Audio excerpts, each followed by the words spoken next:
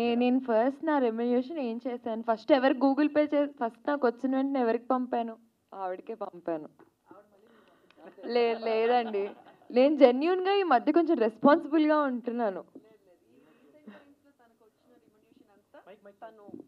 తను కొంచెం పెట్టుకుంటుంది, తన పాకెట్ మనీ కోసం, తన షాపింగ్ కోసం పెట్టుకుంటుంది, మిగిలినవంతా నాకే పంపిస్తుంది. అండ్ ఇందాక చందు అడిగిన క్వశ్చన్కి అవి లక్షల్లో కాదు, వేలల్లోనే. అదే చెప్పా, అది కూడా వేలల్లోనే. సో మళ్ళీ ఆ వేలల్లో నుంచి ట్రిప్పులు ఎలా వెళ్తున్నారు అని రాసుకోకండి, ఆ వేలల్లోనే బడ్జెట్లోనే ట్రిప్పులు. దాని గురించి అడుగుదాం. యాక్చువల్లీ ఒక ఇండిపెండెంట్ ఉమెన్గా ఉంటూ ఒక అమ్మాయిని పెంచుకుంటూ తను ఒక మంచి పాత్రలో తీసుకెళ్తున్న మీరు, లైక్ ఏదైనా ట్రిప్కి వెళ్ళినప్పుడు పోస్ట్ చేసినా, ఏదైనా ఫొటోస్ అలా పోస్ట్ చేసినా, వీళ్ళేదో బాగా సంపాదించేస్తున్నారా, వీళ్ళేదో బాగా ఎర్న్ చేస్తున్నారు, సినిమాల్లో చేస్తే ఇంతెందుకు డబ్బులు వస్తాయని డిస్కషన్ కూడా జరిగి ఉండొచ్చు, మీరు కమెంట్స్లో వీటిలో సో అలాంటి వాళ్ళకి మీరు ఏమైనా any answer to them are?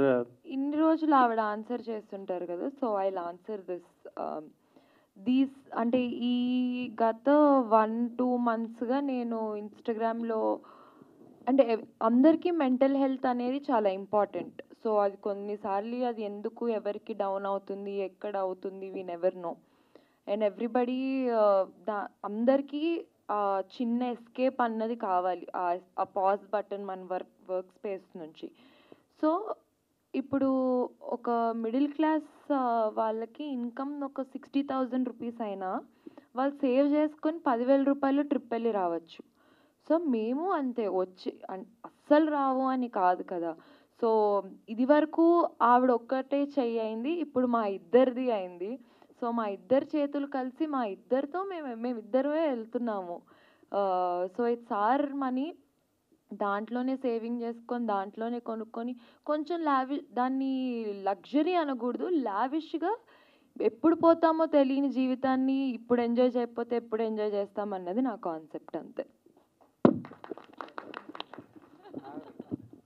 Producer sir, అంటే ప్రీవియస్గా మీరు ఆల్రెడీ ఏ ప్రొడ్యూసర్ అయినా ఫస్ట్ ఆఫ్ ఆల్ ఒక సినిమా తీసి దాని తర్వాత కొంచెం డబ్బులు వస్తే అలా అలా చేస్తారు. బట్ మీరు ఫస్ట్ టైమే ఒక 5 ప్రాజెక్ట్స్ అనుకొని ఫీల్డ్లో దిగారని తెలిసింది.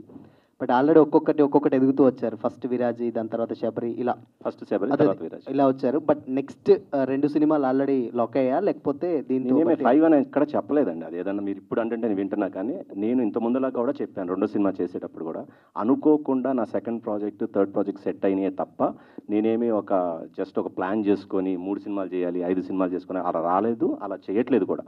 అనుకోకుండానే సెకండ్ 1, థర్డ్ 1 అంతే. దేవుడి దయ వల్ల 4th అది ఎట్లా జరుగుతుంది ఏంటో తెలియదు. So that's all. అమర్దీప్ అన్న, ఫస్ట్ మీరు ఆల్రెడీ సీరియల్స్ చేశారు, సినిమాలు చేస్తున్నారు. బట్ ఇప్పుడు కొన్ని సినిమాస్లలో క్యారెక్టర్స్ కూడా చేస్తున్నారు, ఇప్పుడు హీరోగా కూడా చేస్తున్నారు.